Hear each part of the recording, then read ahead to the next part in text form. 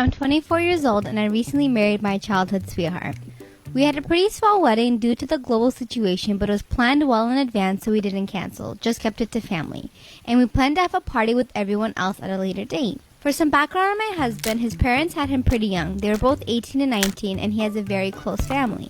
Our wedding reception was quite intimate, but we had the traditional speeches planned. Father of the bride, best man, which was my husband's brother, and the groom.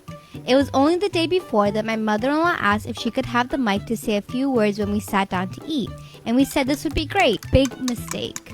Stupid us. We figured she would talk about us at our wedding, so we never asked what she planned to say. She announced to all of our guests that she's expecting a baby. She's still pretty young and very healthy, but it was a huge shock that just completely took over the night. What's even worse for me is that I'm also pregnant and we planned to announce it at the wedding, but I told my husband to just leave it out of his speech.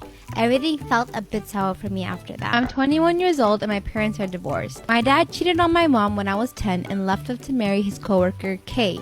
In the weeks following the incident, my pregnant mother ended up miscarrying from all the stress. Kay married my dad and gave birth to my half-sister S. I remember I always hated going to my dad's place. I remember being miserable whenever I was around them. I never had a bond with S and never considered her to be my sister. Anyways, I visited my dad until I was 15 and then moved to another country with my mom where she met P. P was an amazing guy who made my mother smile again. They ended up getting married and my mom gave birth to my twin brothers. When I moved to a new country, I cut off all contact with my dad. I was supposed to visit them every Christmas, but after my brothers were born, I felt like I finally had a real family and I chose to spend my holidays with my mom, P, and little brothers. Well, last year, S was diagnosed with advanced leukemia. I did feel sorry for her, but I was not in any way affected by the news. She finally passed away on the morning of my 21st birthday. Call me heartless, but for me, it was like some neighborhood kid getting sick. I felt guilty about my feelings because I'm very protective towards my brothers, and the mere thought of any harm coming to them makes me anxious. Me and my daughter used to be best friends. We did everything together, and she truly was the light of my life. But things started to change on her teens. Moodiness, lashing out, lies, etc. I just thought it had to do with her age and that she would grow out of it. I really tried everything. Family therapy, long talks about how much I loved her. None of it worked. She would either roll her eyes back or spit more of her venom. My husband works really long hours and isn't much help, to be honest.